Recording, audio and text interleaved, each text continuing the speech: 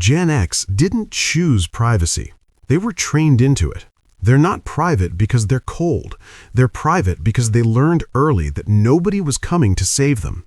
If you clicked on Why Gen X Love Privacy and Think So Differently and saw Why So Private on the thumbnail, this is exactly what you're here for. The real psychology behind their quiet distance. Not stereotypes, not nostalgia, the wiring underneath it. By the early 1990s, a huge percentage of kids were coming home to empty houses. Latchkey afternoons weren't rare, they were normal. Imagine being 11, unlocking the door to silence, pouring your own cereal, handling boredom, and managing fear at night without telling anyone. That repeated experience shaped their brains. That shaping has a name: neuroplasticity. Like carving grooves into vinyl, repeated patterns leave deep impressions. For Gen X, the grooves were self-reliance, emotional containment, and private processing. Privacy didn't feel isolating, it felt stabilizing. Where younger generations often externalize emotion, posting, venting, broadcasting, Gen X internalizes it. Where millennials seek collaborative reassurance, Gen X runs private diagnostics first. They analyze before reacting. Silence for them isn't absence, it's processing power. That difference often confuses younger colleagues, children, or partners. Private diagnostics is quiet, but it's deliberate. And here's a risky insight. Gen X sometimes mistakes emotional expression for instability.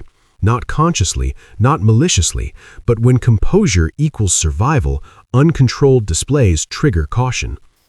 That caution became habit. That habit became identity. Picture a Gen X adult shrinking back at an emotional moment, avoiding eye contact, retreating inward. That is identity sculpted by necessity. Pause for a moment. Where in your life could selective openness help? Just think about it for a second. Consider a mother in the car after a long day, exhausted, juggling mental load, her chest tight with stress. When her child asks, "Are you okay?" she says, "I'm fine." Not because she isn't overwhelmed, but because translating internal complexity into words feels inefficient.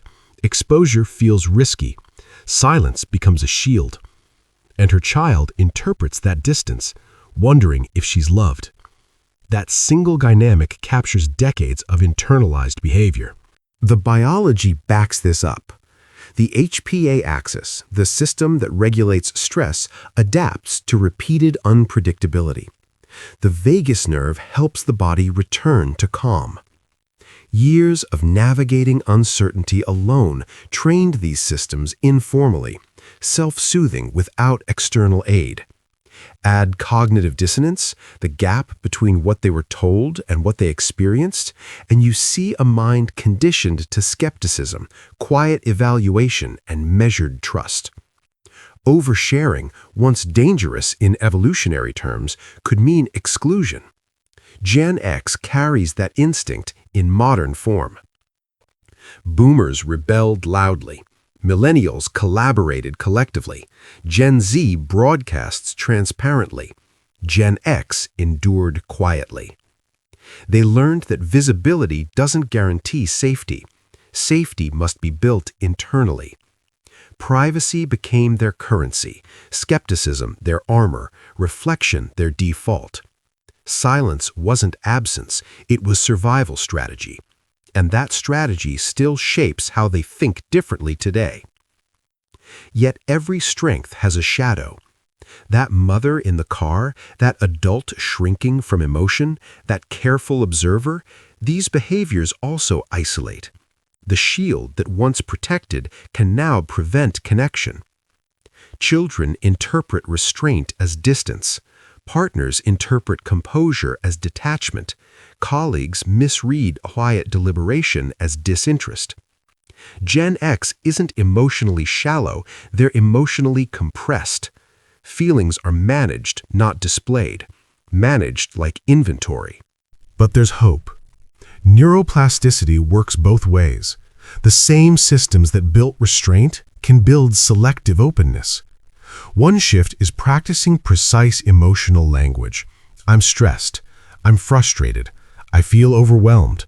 Not oversharing, not collapsing, just clarity. Another is reframing help.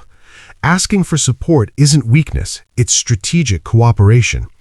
Evolution favored interdependence, not isolation. And the most powerful shift, allowing someone to witness uncertainty, not collapse, not chaos, just honesty. It builds trust faster than constant composure ever could. So when someone asks, why so private? The answer isn't mystery. It's history, conditioning, and nervous systems built for self-reliance. It's a generation that learned early not to assume rescue.